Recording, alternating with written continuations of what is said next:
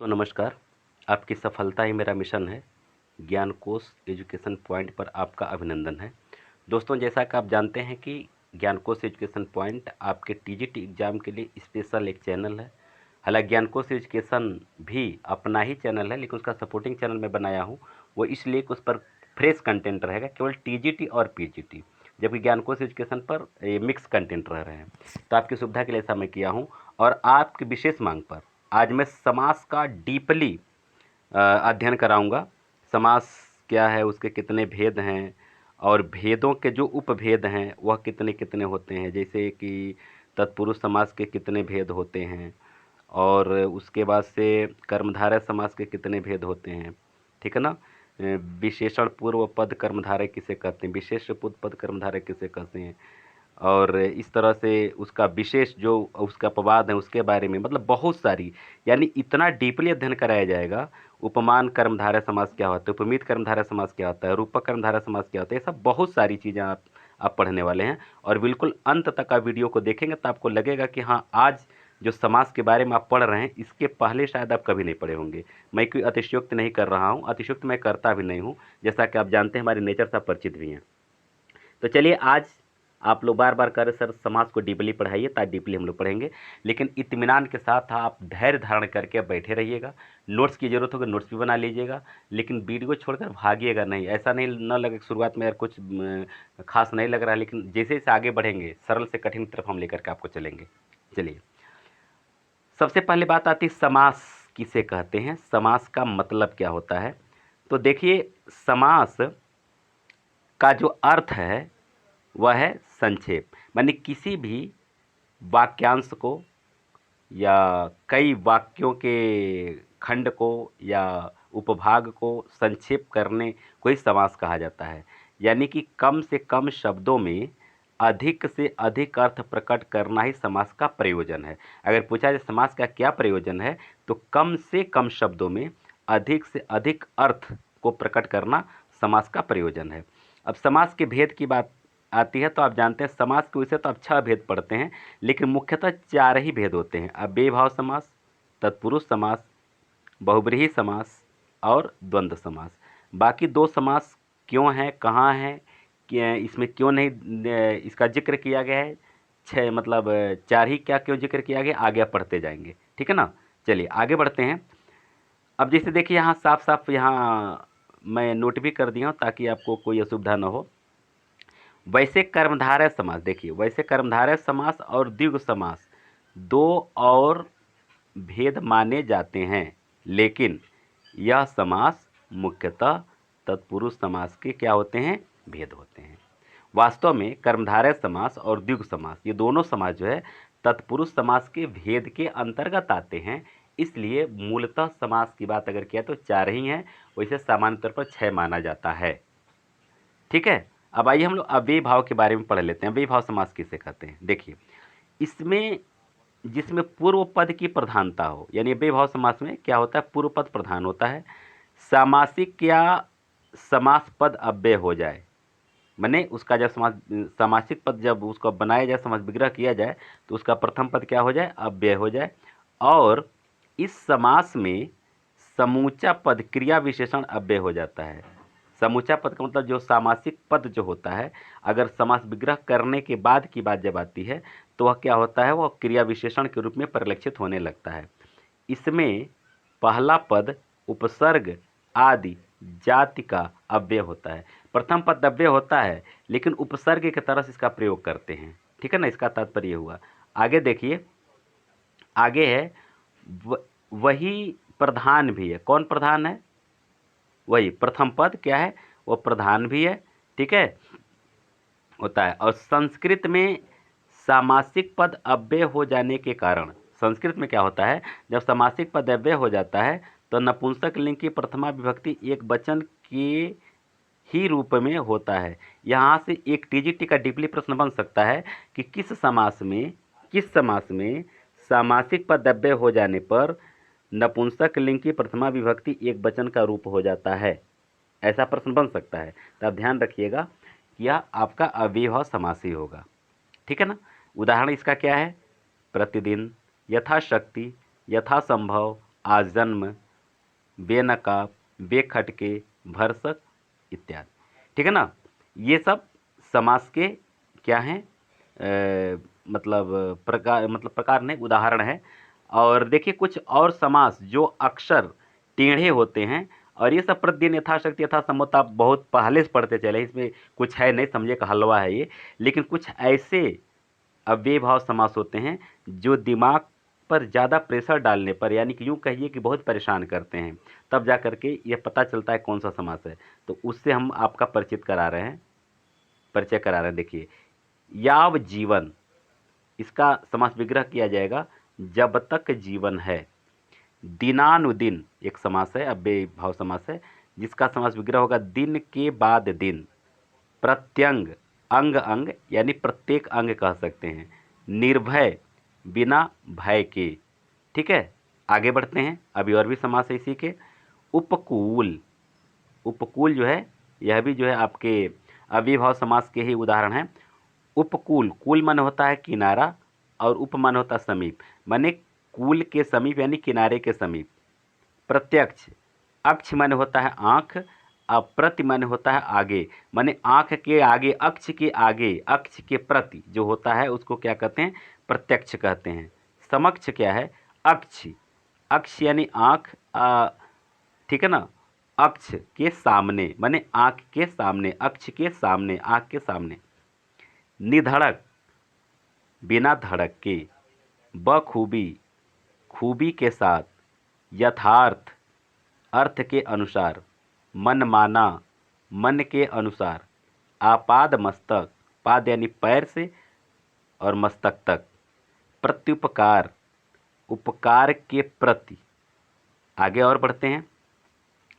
परोक्ष, परोक्ष क्या है, अक्ष के परे, पर धन अक्ष, ठीक है ना, पर अक्ष, अक्ष के परे। बेखटके, बिना खटके का। इस तरह का समास भी आपको ध्यान देना पड़ेगा, परीक्षाओं में इसी तरह के समास पूछे जाएंगे। अब यथाशक्ति, प्रतिदिन, यथासंभव, ये सब समास नहीं पूछे जाएंगे मित्रों। आपको ध्यान देना होगा कि जो देखने में सामान्य सा समास लगता है, जैसे से आप समास को आगे बढ़ेंगे पढ़ेंगे तो और भी जटिलता और भी डीपली आप पढ़ते चले जाएंगे। ठीक है ना। आगे देखिए, तत्पुरुष समास की बात देखा जाए, तत्पुरुष समास का अंतिम पद क्या होता है, प्रधान होता है। ध्यान दीजिएगा, इसका अंतिम पद प्रधान होता है। और इस समास, जो नहीं स है, समास मिसप्रिंट हो गया है। इस समास में साधारणतः प्रथम पद विशेषण और द्वितीय पद विशेष्य होता है। इसको ध्यान रखना है। प्रथम पद क्या होता है, नहीं ये तो इसमें नहीं होता है, ये तो कर्मधारय में होता है। यहाँ ये नहीं हो सकता है, प्रथम पद विशेषण और द्वितीय पद विशेष। लेकिन पीताम्बर विशेषण हो तो जाएगा, हाँ ठीक ठीक, बिल्कुल बिल्कुल सही है, सही है। प्रथम पद विशेषण और द्वितीय पद विशेष होता है, यह बिल्कुल सही, इसका ये है, इसका गुण है ये। आगे चलिए, इसके दो भेद होते हैं। कौन कौन भेद होते हैं, कर्मधारय समास और द्विगु समास। इसके पहले आप ऊपर पढ़ चुके हैं कि तत्पुरुष समास के दो भेद होते हैं, कर्मधारय समास और द्विगु समास। अब देखिए, आगे बढ़िए, तत्पुरुष समास के 6 उपभेद होते हैं। अब जो तत्पुरुष समास है इसके 6 उपभेद होते हैं। लेकिन आगे बढ़ने से पहले थोड़ा सा जान लीजिए, जिस तत्पुरुष समास में कर्ता कारक की विभक्ति छिपी रहती है, बहुत मोस्ट चीज है, उसे समानाधिकरण तत्पुरुष अथवा कर्मधारय समास कहा जाता है। ध्यान दीजिएगा, तत्पुरुष समास में द्वितीया से लेकर के सप्तमी विभक्ति के चिन्ह का लोप होता है। आप जानते हैं, द्वितीया से लेकर के सप्तमी यानी कर्म कारक से लेकर के अधिकरण कारक तक के चिन्ह उसमें छिपे रहते, उसका लोप होता है। लेकिन यह कहा जा रहा है कि जिस समास में कर्ता कारक की विभक्ति छिपी रहती है, जिस तत्पुरुष समास में कर्ता कारक विभक्ति छिपी रहती है, उसे समानाधिकरण तत्पुरुष अथवा कर्मधारय समास कहा जाता है। अगर इस कर्मधारय समास का पूर्व पद प्रथमा विभक्ति का संख्यावाचक शब्द हो, अब देखिए कर्मधारय से द्विगु उत्पन्न हो रहा है और तत्पुरुष से कर्मधारय उत्पन्न हो रहा है। कैसे कि जिस तत्पुरुष समास में, एक बार फिर से सुनिएगा, मैं बार बार इसलिए कह रहा हूं कि आपको दिमाग में बैठ जाए, याद हो जाए। जिस तत्पुरुष समास में प्रथमा विभक्ति छिपी रहती है और उस तत्पुरुष समास को समानाधिकरण तत्पुरुष कहा जाता है, या फिर उसी को कर्मधारय समास भी कहा जाता है। अगर इस कर्मधारय समास का पूर्व पद, यानी कर्मधारय समास की बात होती है, इस कर्मधारय समास का पूर्व पद यानी पहला पद क्या होता है, संख्यावाची होता है, संख्यावाची होता है, उसे द्विग समास कहा जाता है। प्रथम पद क्या होता है, संख्यावाची होता है जिस कर्मधारय का, उसे द्विग समास कहा जाता है। शेष विभक्तियों से युक्त समास को व्यधिकरण तत्पुरुष अथवा केवल तत्पुरुष समास कहा जाता है। अब तो बात समझ में आ गई होगी आपको। इसका पीडीएफ मैं आपको दे दूंगा टेलीग्राम चैनल पे, आप इसको बार बार पढ़ेंगे तो आपके दिमाग में बैठ जाएगा। तत्पुरुष समास में बहुधा दोनों पद संज्ञा होती है अथवा पहला पद संज्ञा और दूसरा पद विशेषण होता है। तत्पुरुष समास में अक्सर क्या होता है कि दोनों पद या तो संज्ञा होता है अथवा पहला पद संज्ञा और दूसरा पद विशेषण होता है। यह इसका प्रमुख लक्षण है, यानी इसका प्रमुख गुण है। ठीक है ना, इसको आपको ध्यान रखना पड़ेगा। अगर ऐसा नहीं है तो आपको दूसरे समास की तरफ जाना पड़ेगा। मैं इसलिए बार बार इस पर फोकस कर रहा हूँ ताकि यह आपको आसानी से याद हो जाए। चलिए ठीक है ना, हम लोग आगे बढ़ते हैं। आगे बढ़कर हम लोग देखा जाए आपका अगला क्या है, कर्म तत्पुरुष।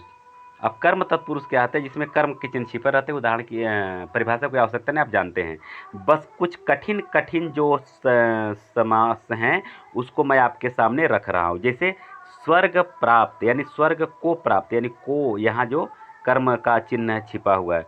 कष्टापन्न, कष्ट को आपन्न, आपन्न माने प्राप्त, माने इसमें कर्म का चिन्ह छिपा हुआ है।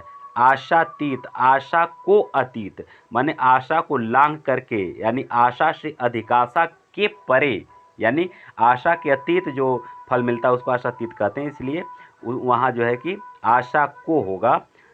फिर गृहागत कहते हैं, गृह को आगत, यहाँ जो है कि कर्म का चिन्ह छिपा हुआ है। ठीक है ना। अब आइए हम लोग देखते हैं कर्ण तत्पुरुष के कुछ शानदार उदाहरण को। वाक युद्ध, वाक युद्ध, वाक से युद्ध, से के द्वारा करण। ठीक है ना। आचार कुशल, आचार से कुशल, से के द्वारा आचार से कुशल। नीति युक्त, नीति से युक्त। शराहत, शर से आहत। मद माता, मद से माता। ठीक है ना। आइए संप्रदान तत्पुरुष के बारे में हम लोग जान लेते हैं। संप्रदान तत्पुरुष किसे कहते हैं, रसोई घर। देखिए इसमें चिन्ह क्या छिपा रहेगा संप्रदान का, को के लिए, रसोई घर, रसोई के लिए घर। हथकड़ी, हाथ के लिए कड़ी। राह खर्च, राह के लिए खर्च। तो इस तरह के समास को आपको बेहतर ढंग से समझना पड़ेगा। आइए अपादान तत्पुरुष को हम लोग देख लेते हैं। अपादान तत्पुरुष क्या है, दूरागत मन दूर से आगत, मन दूर से आया हुआ। पदच्युत, पद से च्युत, मन पद से अलग होना। अपादान का आप जानते हैं से का चिन्ह अलग होने के प्रयोग में होता है। रण विमुख, माने रण से विमुख, माने रण से अलग होना, रण से हट जाना, रण से भाग जाना। ऋण मुक्त, ऋण से मुक्त होना, यह भी अलग होने के अर्थ में होगा। काम चोर, माने काम से जी चुराने वाला, काम से चोरी करने वाला। तो इस तरह का जो शब्द होगा वह अपादान तत्पुरुष के अंतर्गत आएगा। आइए संबंध तत्पुरुष के बारे में हम लोग देख लेते हैं। संबंध तत्पुरुष क्या है, विद्याभ्यास, विद्या का अभ्यास। देखिए का संबंध, का की के रारी रे आ गया। माधव, माँ अर्थात लक्ष्मी, का धव, धव यानी पत्नी, पति, लक्ष्मी का पति अर्थात माधव। पराधीन, पर माने पर के अधीन, पर माने दूसरे, यानी दूसरे के अधीन, यानी पर के अधीन को पराधीन कहेंगे। राज दरबार, राजा का दरबार। ठीक है ना। आइए अधिकरण तत्पुरुष के बारे में हम देख लेते हैं। स्नेह मग्न, स्नेह मग्न, स्नेह में मग्न। ठीक है ना। आइए विद्या प्रवीण के बारे में हम देख लेते हैं। विद्या प्रवीण, तो विद्या में प्रवीण, देखिए में, यहाँ में। कवि पुंग, कवियों में पुंगव, पुंग नहीं पुंगव, सॉरी, कवियों में पुंगव, कवि पुंगव। ठीक है ना। ये जो इस तरह के उदाहरण होंगे और समास विग्रह जो होंगे यह आपके अधिकरण के होंगे। आप बीती, आप बीती माने स्वयं पर बीती, आप बीती माने क्या, स्वयं पर बीती, खुद पर बीती। हर फन मौला, हर फन यानी हुनर, फन मन होता है हुनर, हर हुनर में मौला यानी काबिल, हर हुनर में जो काबिल होता है उसी को हर फन मौला कहा जाता है। ठीक है ना। आइए इसके बाद हम लोग देखते हैं कर्मधारय समास। आइए कर्मधारय समास के बारे में हम लोग देख लेते हैं। जिस समास जिस तत्पुरुष समास के जिस तत्पुरुष समास के समस्त होने वाले पद जिस तत्पुरुष समास के समस्त होने वाले पद समानाधिकरण हो, अर्थात विशेषण विशेष से हो, विशेषण विशेष के भाव को प्राप्त करता, इन विशेष विशेषण भाव को प्राप्त करता हो, और कर्ता कारक का हो, और लिंग वचन में समान हो, वहाँ कर्मधारय तत्पुरुष समास होता है। देखिए इसमें दो तीन चीज़ें चाहिए। अगर ये दो तीन चीज़ें नहीं है, इसका डिमांड करता है ये चीज़ें होनी चाहिए, तभी जो कि यह कर्मधारय समास होगा। जिस तत्पुरुष समास में समस्त होने वाले पद का समानाधिकरण हो, समानाधिकरण मतलब विशेष और विशेषण से बने हुए हों, दूसरा कर्ता कारक के हों, और तीसरा लिंग और वचन में एक समान हो, वहीं पर कर्मधारय तत्पुरुष समास होगा। क्लियर हो गई बात?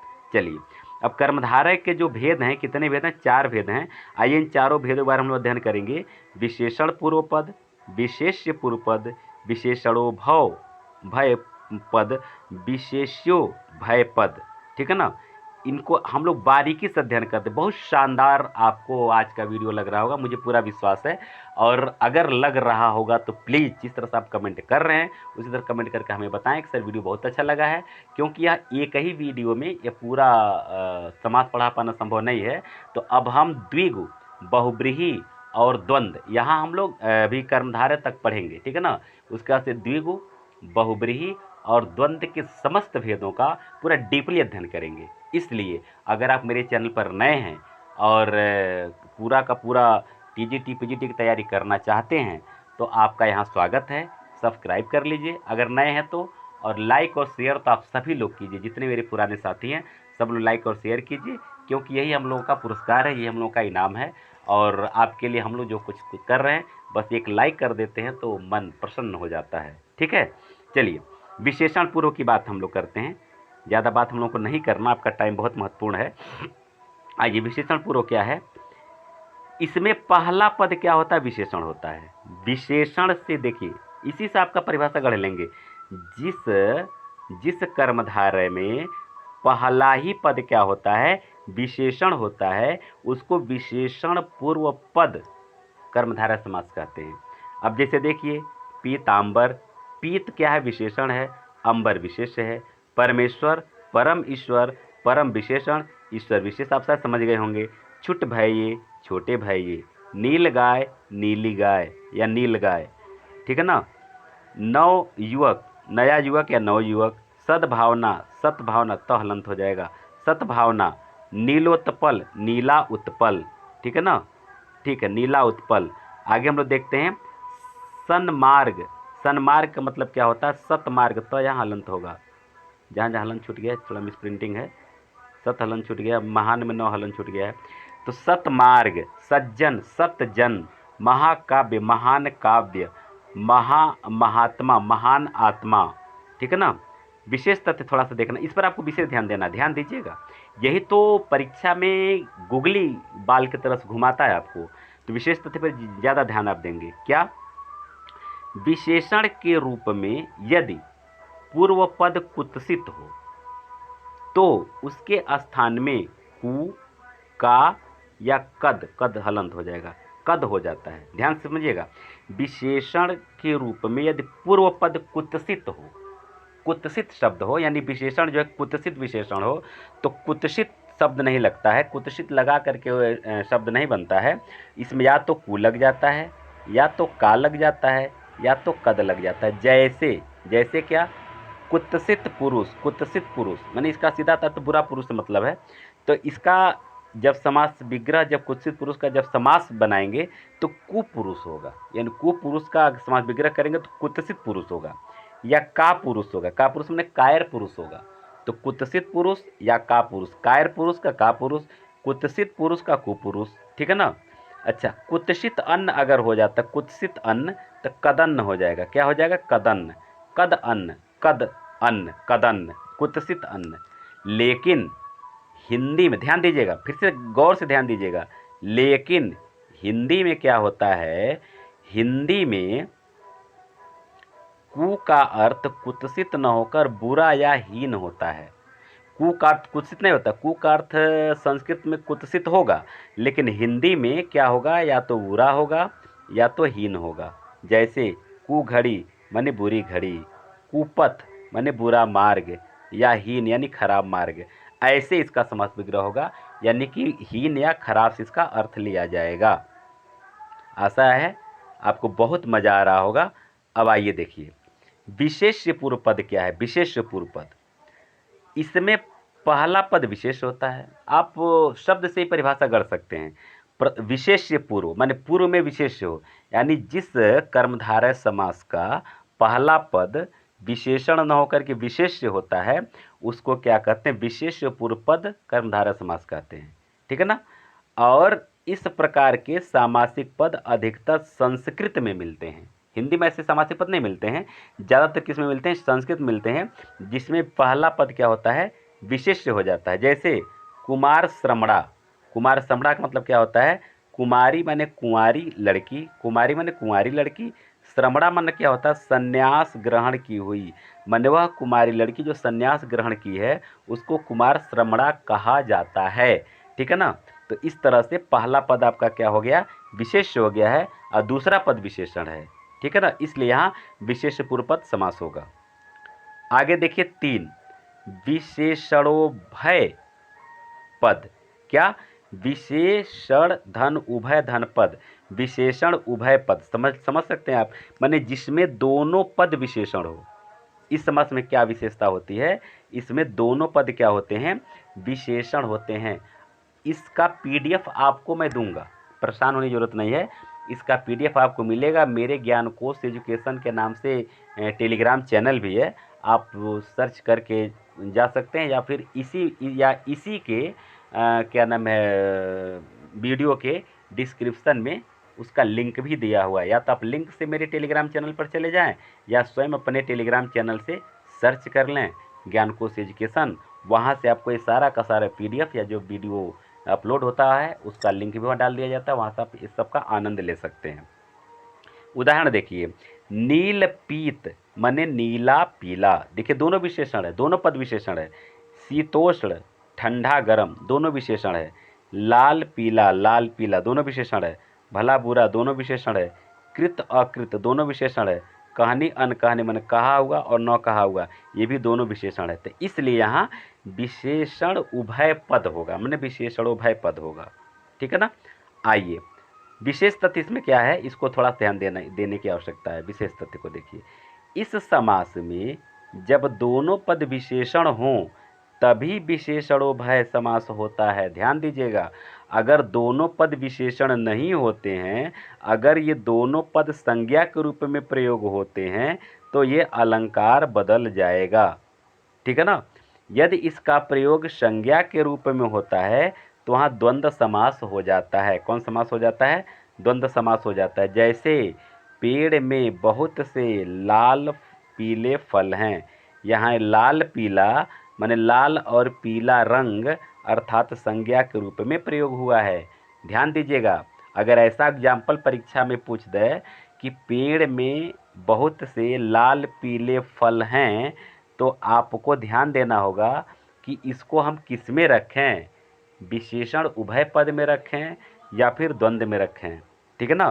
तो यहाँ आपको द्वंद्व में रखना पड़ेगा, क्योंकि पेड़ में जो लाल पीले फल हैं वह लाल और पीले रंग की बात बता रही है। लेकिन अगर यही वाक्य ऐसे हो जाए कि तुम मुझ पर लाल पीले क्यों हो रहे हो, तो यहाँ लाल पीला संज्ञा नहीं है, लाल पीला विशेषण है कि तुम मने अनेक प्रकार से तुम मुझ पर क्रोधित क्यों हो रहे हो, इसका मतलब ये हुआ। कई तरह का क्रोध क्यों दिखा रहे हो, इसका मतलब ये हुआ। तो लाल पीला होना अगर विशेषण के रूप में प्रयोग हो रहा है तो विशेषण उभय पद होगा, और अगर संज्ञा के रूप में प्रयोग हो रहा है तो क्या होगा, द्वंद्व समास होगा। इतनी बात शायद आपके समझ में आ गई होगी।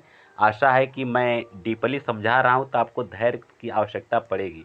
हो सकता है आप में से बहुत सारे लोग इन सब चीज़ों को जान रहे हैं, पहले से जान रहे हैं, तो उनसे निवेदन है कृपया धैर्य धारण करें, क्योंकि मैं मतलब हर एक लेवल फ्रेशर से लेकर के और विद्वानों तक के लिए मैं बना रहा हूँ वीडियो, तो थोड़ा सा हमको फ्रेशर से लेकर चलना पड़ेगा। तो इसलिए मैं माफ़ी चाहूँगा, जो जानते हैं वह उनको लगता होगा कि मैं समय बर्बाद कर रहा हूँ, लेकिन नहीं, जो मेरे फ्रेशर दोस्त हैं उनके लिए यह ज़रूरी है। ठीक है, आइए आगे बढ़ते हैं। विशेष्यो भय पद। अब यहाँ देखिए, जिसका दोनों पद, उभय पद, इसका दोनों पद क्या है? विशेष्य। इस समास में दोनों पद क्या होते हैं? विशेष्य होते हैं। तो ऐसे उदाहरण बहुत कम मिलते हैं। अब जैसे देखिए, आम्र वृक्ष और वायस दंपति, यही ऐसे दो शब्द अक्सर आते हैं जो विशेष्योभय विशेषण के रूप में, विशेष्योभय कर्मधारय के रूप में प्रयोग किए जाते हैं। ठीक है ना। अब आगे देखिए, सॉरी, कर्मधारय तत्पुरुष के अन्य उपभेद भी होते हैं। इसके अलावा भी और उपभेद होते हैं। क्या क्या हैं? देखिए, उपमान कर्मधारय समास, उपमिति कर्मधारय समास और रूपक कर्मधारय समास। ध्यान दीजिएगा। आशा आपको बहुत मज़ा आ रहा होगा, सोच रहे हैं यार ये कहाँ से सब निकल रहा है सब समास। ठीक है ना, बहुत मज़ा आ रहा होगा आपको। चलिए, उपमान कर्मधारय समास क्या होता है इसको देखिए। इस समास में उपमान वाचक पद का उपमेय वाचक पद के साथ समास होता है। ध्यान दीजिएगा, इसमें उपमान वाचक जो पद है वह उपमेय वाचक पद के साथ इसका क्या होता है? समास होता है। ध्यान रखने की आवश्यकता है। इस समास में दोनों शब्दों के बीच में इव या जैसा अव्यय लोप हो जाता है। दो लक्षण इसके हैं, उपमान वाचक पद का उपमेय वाचक पद के साथ समास होता है, और दूसरा, इस समास में दोनों शब्दों के बीच इव या जैसा अव्यय का लोप होता है। जैसे विद्युत चंचला, माने बिजली के जैसी चंचल, यहाँ जैसा, जैसी या जैसा शब्द का यहाँ लोप है। घन श्याम, घन जैसा श्याम, घन इव श्यामः, घन श्याम, यानी यही इव दिया हुआ है, घन के जैसा, घन जैसा श्याम। ठीक है ना। आइए आगे हम लोग बढ़ते हैं। शैलोन्नत, शैलोन्नत इसका मतलब क्या हुआ? शैल के समान उन्नत, यानी ऊंचा, पर्वत के समान ऊंचा, शैलोन्नत। ठीक है ना। विद्युत वेग, विद्युत के समान वेग, यानी इस तरह से इव या जैसा शब्द का लोप होता है, वहाँ क्या होता है? उपमान कर्मधारय समास होता है। अब आइए, उपमिति कर्मधारय समास क्या होता है? उपमिति कर्मधारय, यह उपमान कर्मधारय का उल्टा होता है। यह क्या होता है? उपमान कर्मधारय समास जो होता है उसका उल्टा होता है। अर्थात इसमें उपमेय पहला पद होता है। इसमें पहला पद क्या होता है? उपमेय होता है, और उपमान दूसरा पद होता है। इसका दूसरा पद क्या होता है? उपमान होता है। इसी को उपमित कर्मधारय समास कहते हैं। ध्यान रखें, है ना। उपमान कर्मधारय का क्या होता है? उल्टा होता है। इसमें क्या है? उपमेय पहला पद होता है और दूसरा पद उपमान होता है। दो लक्षण आपको याद करना है। जैसे देखिए, अधर पल्लव। अब अधर देखिए क्या है? आपका उपमेय है, पल्लव क्या है? उपमान है। लेकिन उपमेय पहले आया, उपमान बाद में आया, तो अधर पल्लव के समान। नरसिंह, नर देखिए उपमेय है, सिंह उपमान है, यहाँ समानता की बात की गई है। नरसिंह के समान। नर रत्न, नर रत्न के समान। चरण कमल, चरण उपमेय, कमल उपमान, तो चरण कमल के समान। मुख चंद्र, मुख उपमेय, चंद्र उपमान, मुख के समान। पद पंकज, पद पंकज के समान। समझ में आ रहा है ना। अगर कहीं कोई दिक्कत हो तो कमेंट करके आप अवश्य पूछ लेंगे। रूपक कर्मधारय समास, रूपक कर्मधारय समास क्या होता है इसको देख लिया जाए। जिस समास में उपमान उपमेय की तुलना न करके, अब ध्यान दीजिएगा, यहाँ उपमेय उपमान की तुलना नहीं किया जाता है, उपमेय को ही उपमान कर दिया जाता है। उपमेय को क्या कर दिया? उपमान कर दिया जाता है। दूसरे शब्दों में जहाँ एक दूसरे पर आरोप लगा दिया जाता है, जिसे रूपक अलंकार की परिभाषा आप जानते हैं कि जहाँ उपमेय और उपमान में अभेद वर्णन किया जाए, दोनों में कोई समता प्रकट करने वाला शब्द न हो, दोनों में कोई भेद न हो, उसी को हम रूपक अलंकार कहते हैं। तो वही बात यहाँ भी है। उपमेय को उपमान कर दिया जाता है, यानी दूसरे शब्दों में कहा जाए तो एक दूसरे पर आरोप, उपमेय का उपमान पर आरोप कर दिया जाता है, वहीं पर रूपक कर्मधारय समास होता है। जैसे चंद्रमुख, मुख ही चंद्र है। देखिएगा, मुख चंद्रमा के समान नहीं, मुख को ही चंद्रमा बता दिया गया है। समास विग्रह में अंतर है। इसका समास विग्रह दूसरा करें तो दूसरा समास हो जाएगा, यानी चंद्रमा के समान मुख तो दूसरा समास हो जाएगा, लेकिन मुख ही चंद्र है तो यह जो है कि आपका रूपक कर्मधारय समास होगा। ठीक, आइए विद्या रत्न, विद्या रत्न क्या है, विद्या ही है रत्न, ठीक है ना, विद्या के समान रत्न नहीं, विद्या ही क्या है, रत्न है। भाष्याब्धि, भाष्य माने व्याख्या, ही अवधि माने समुद्र, माने व्याख्या ही क्या है, समुद्र है। अब यहाँ थोड़ा विशेष तथ्यों को हम लोग देख लेते हैं। विशेष तथ्य क्या कह रहा है, विशेष तथ्य यह कह रहा है कि आपका उपमित कर्मधारय और रूपक कर्मधारय में केवल विग्रह का अंतर होता है। ध्यान दीजिएगा, उपमित कर्मधारय और रूपक कर्मधारय में केवल विग्रह का अंतर होता है। जैसे मुख ही है चंद्र, मुख चंद्र, मुख क्या है आपका आपका उपमेय हो गया और चंद्र उपमान हो गया, तो जहाँ उपमेय पहले उपमान बाद में हो तो आपका उपमित कर्मधारय हो जाएगा। लेकिन उस तरह से नहीं, मुख ही है चंद्र अगर ये व्याख्या किया जाएगा तो फिर क्या हो जाएगा, आपका रूपक कर्मधारय हो जाएगा। विद्या रत्न, विद्या ही है रत्न, अगर ऐसा किया जाएगा तो आपका रूपक कर्मधारय समास हो जाएगा। वीडियो काफ़ी लंबा हो जाता अगर सभी समासों के एक साथ करते, तो ऐसे ही आपको शायद कुछ उकताहट महसूस हो रही होगी। अब दोस्तों आज इतना ही, इसके बाद दूसरा पार्ट जल्द ही कल या परसों में अपलोड हो जाए, क्योंकि पीडीएफ बनाने में दोस्तों थोड़ा टाइम लगता है, बहुत सारी किताबों का संकलन इकट्ठा करना पड़ता है, कंटेंट बहुत सारी चीज़ जगह से इकट्ठा करना पड़ता है ताकि एक फ्रेश चीज़ आपको मिले। कई बुक्स का संकलन आपको एक ही साथ मिल जाए और एक ही जगह सब कुछ मिल जाए, इसलिए थोड़ा मेहनत करना पड़ता है, तो आपको थोड़ा धैर्य धारण करने की आवश्यकता है। लेकिन जो भी आपको यहाँ से मिलेगा दुर्लभ मिलेगा, ये मेरा दावा है और ये मेरा वचन है, ये मेरा वादा है, ठीक है ना। तो आइए अब फिर हम लोग मिलते हैं अगली वीडियो में। अब आप तब तक इसका आनंद लेते रहिए। जिस भी तरह की कोई दिक्कत हो कमेंट करके जरूर पूछ लीजिए, और हाँ अवश्य बताएं कि वीडियो कैसा लगा, ठीक है ना। आप सबको बहुत बहुत धन्यवाद।